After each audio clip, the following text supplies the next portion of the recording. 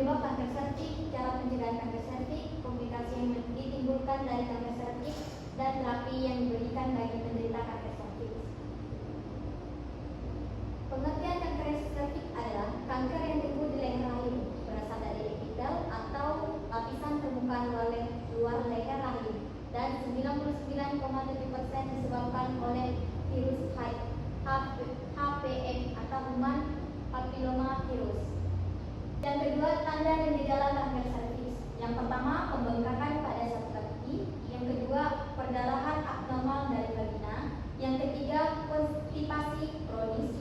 Yang keempat, keluar urin atau tinja dari vagina, sulit diangkat dan tampak keruh. Yang kelima, rasa nyeri pada punggung bawah atau pelvis. Yang keenam, terasa nyeri saat bersenggama atau keluar cairan dari vagina. Penyebab kanker serviks yang pertama, perilaku seksual.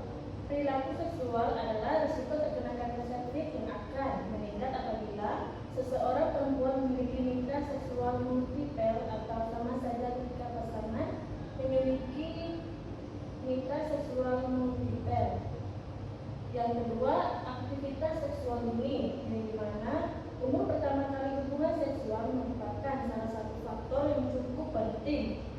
Perempuan yang melakukan hubungan seksual sebelum usia 16 tahun. Yang ketiga, sekma.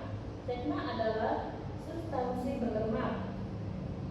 Sekma biasanya terdapat pada lekukan kepala kemaluan laki-laki yang tidak disunat. Yang keempat, perempuan yang merokok. Rokok terbuat dari tembakau, dan seperti yang kita ketahui bahwa di dalam tembakau terdapat zat-zat yang bersifat sebagai pemicu kanker. Yang kelima, varietas. Perempuan dengan varietas yang tinggi memiliki risiko terkena kanker serviks lebih tinggi. Nah, di sini juga ada cara pencegahan kanker serviks. Yang pertama, gaya hidup sehat, tidak berganti-ganti pasangan. Yang kedua, menjaga kebersihan area genital. Yang ketiga, vaksin HPV. Deteksi dini melalui pap smear dan IVA secara rutin. Kemudian terdapat juga komplikasi yang ditimbulkan dari kanker serviks. Yang pertama, rasa nyeri hebat, gagal ginjal, pengumpulan darah, pendarahan hebat, keputihan abnormal, dan fistula. Selanjutnya di sini saya akan menjelaskan tentang terapi bagi penderita kanker serviks. Yang pertama, histerektomi. Histerektomi yaitu merupakan pengangkatan rahim melalui operasi yang prosedur ini dilakukan melalui perut depan. Yang kedua, tracheostomy yaitu pengangkatan vagina dan bagian atas vagina. Operasi ini dilakukan melalui vagina atau perut. Yang ketiga, radioterapi adalah silinder di dalam vagina. Kadang-kadang bahan radioaktif ini ditempatkan ke dalam jarum tipis yang dimasukkan langsung ke dalam tumor. Yang keempat, kemoterapi menggunakan obat-obat sistostatika dalam terapi kanker. Kemoterapi adalah suatu bentuk terapi kanker yang mengalami kemajuan cepat dan aplikasi baru. Bahan-bahan kemoterapi adalah obat sistotoksik yang bekerja dalam berbagai cara pada sel-sel spesifik selama berbagai fase kehidupan sel. Oke, baiklah, setelah kita mendengarkan penjelasan dari dokter cara etika salika dan penalian dan bicara, kita akan memberi kesempatan bagi siswa untuk memberikan pertanyaan. Baik, di sini tadi sudah dijelaskan beberapa mengenai kanker serviks ya. Untuk Yuli maupun Tessa, di sini saya akan bertanya dan berdiskusi kepada kalian. Seperti yang kita ketahui di sekitaran kita, terutama pada wanita subur, banyak mengalami seperti kanker serviks. Nah, bagaimana sih cara kita, terutama sebagai tenaga kesehatan, mengedukasi kepada wanita-wanita subur agar mereka itu tidak terjangkit kanker serviks? Nah, jadi yang ingin saya tanyakan itu, bagaimana sih cara pencegahannya dan bagaimana kita sebagai tenaga kesehatan itu mengedukasi wanita-wanita subur agar mereka tahu gejala dan penyebab penyebabnya. Terima kasih.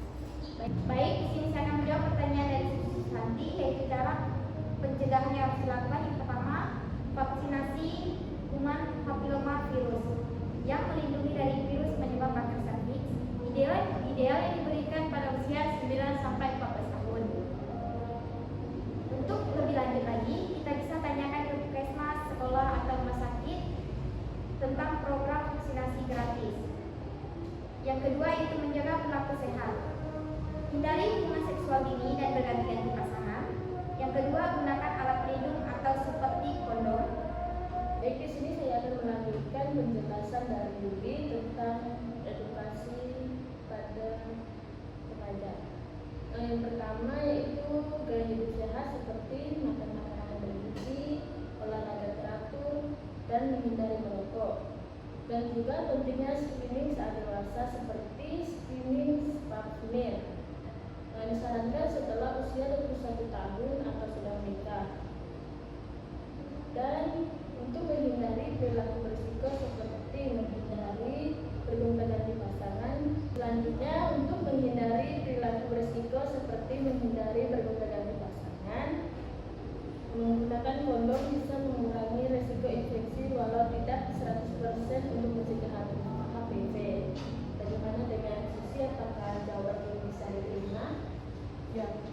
Baiklah, sekian dari penjelasan dari pembicara kami mengenai pertanyaan dari Susi, yaitu cara pencegahannya atau bagaimana cara mengatasinya.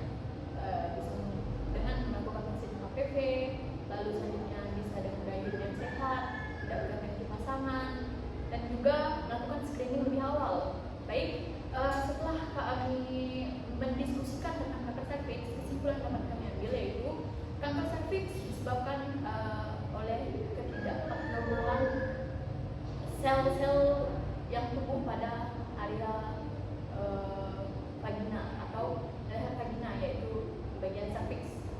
Lalu penyebabnya yaitu dari tadi gaya hidup yang tidak sehat, lalu berganti-ganti pasangan, lalu selanjutnya kurangnya screening